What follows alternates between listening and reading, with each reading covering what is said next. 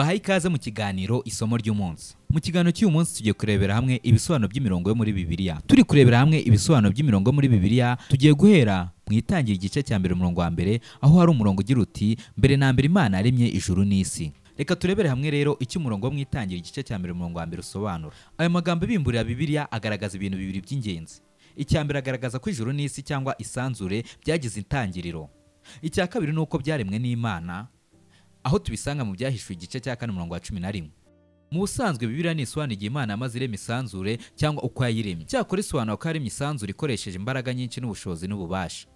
Ibi tubisanga muri Yesaya igice cya 40 umurongo wa 26. Ijambo rivuga ngo yaremye byahinduwe rivanywe ku nshinga y'Igiheburayo yerekeza gusa ku gikorwa Imana yakoze. Muri Bibiliya Imana niyo yonyine ivugwaho ko ari umuremyi. Ibi tubisanga muri Yesaya igice cya 42 umurongo wa 5 ndetse n'igice cya 45 umurongo wa 18. Reka turebere hamwe rero imimerere umurongo wo mu ntangiriro igice cya 1 umurongo wa mbere wanditswemo. Uwo murongo bimbura igitabo cy'itangiriro ni utangira uvuga inkuru y'irema iboneka mu gice cya mbere n'icya kabiri byo mu ntangiriro. Kuva mu itangiriro igice cya 1 umurongo wa mbere kugeza mu itangiriro igice cya 2 umurongo wa 4, Bibiliya ivuga muri make iby'Imana yakoze igihe yaremaga isi n'ibiriho, harimo n'umugabo n'umugore ba mbere.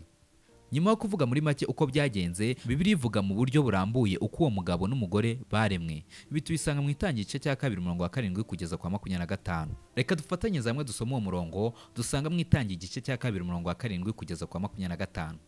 Haragira hati: nuko Imana irema umuntu mu mukungugu maze ahuha mu mazuru ye umwuka w'ubuzima, nuko umuntu aba muzima. Nanone Imana kandi itera ubusitani muri Edeni ahagana iburasirazuba, maze ihashyira uwo muntu yari yaremye. Nuko Imana imeza mu butaka igiti cyose cyiza cyane gifite imbuto ziryoshye, kandi hagati muri ubwo busitani imezamo igiti cy'ubuzima n'igiti cy'ubumenyi bwo gutandukanya icyiza n'ikibi. Hari uruzi rwatukuraga muri Edeni rukuhira ubwo busitani, hanyuma rukigabanyamo inzuzi enye. Urwa mbere ni Pishoni, nirwo ruzengurutse igihugu cyose cy'ihavira kibamo zahabu.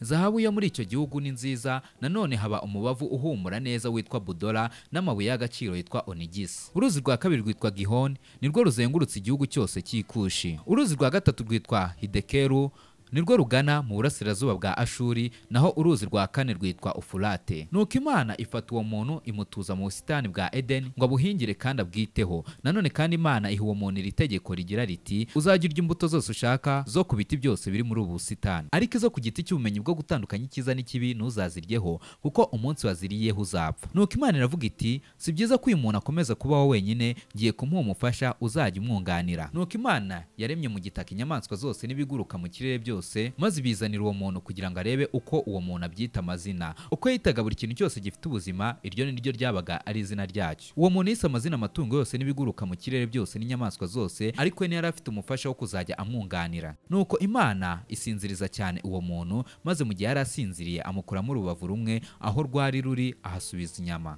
Nuko urwo rubavu Imana yavanye muri uwo muntu yaruremyemo umugore, maze aramumuzanira. Nuko uwo muntu aravuga ati: noneho ni igufwa ryo mu magufwa yanjye, kandi n'umubiri wo mu mubiri wanjye. Azitwa umugore kuko yakuye mu mugabo. Niyo mpamvu umugabo azasiga papa we na mama we akagumana n'umugore we, maze bombi bakaba umubiri umwe. Icyo gihe uwo mugabo n'umugore bari bambaye ubusa, nyamara ntibyabateraga isoni. Bibutse ko twari turi gusoma mu itangiriro igice cya 2 umurongo wa 7 kugeza kwa 25. Reka dukomereze aho twari tugeze. Igitabo cy'itangiriro gisobanura ko igikorwa cyo kurema cyamaze igihe cyiswe iminsi 6. Iyo si iminsi isanzwe y'amasaha 28, ahubwo ni igihe kitazwi neza uko kireshya. Ibyo bigaragaza ko iryo jambo umunsi rishobora kwerekeza ku gihe kirenze amasaha 28. Ibi tubisanga kandi mu itangiriro igice cya 2 umurongo wa 4 havuga hati: iyi niyo nkuru ivuga iby'amateka y'ijuru n'isi igihe byaremwaga, ku munsi Imana yaremeyeho isi n'ijuru. Numara kumva neza uyu murongo mbasomeye urumva aho ijambo umunsi rihuje ibisobanuro n'ijambo igihe, kuko wumvikanisha ko iby'Imana yaremye byose mu minsi 6 ari nk'aho byaremwe mu munsi umwe. Reka turebere hamwe rero ibyo abantu bakunze kwibeshya ku murongo wo mu ntangiriro igice cya 1 umurongo wa mbere. Kimwe mu byo abantu bakunze kwibeshya kuri uyu murongo, bakunze kwibeshya ko hashize imyaka mike ibarirwa mu bihumbi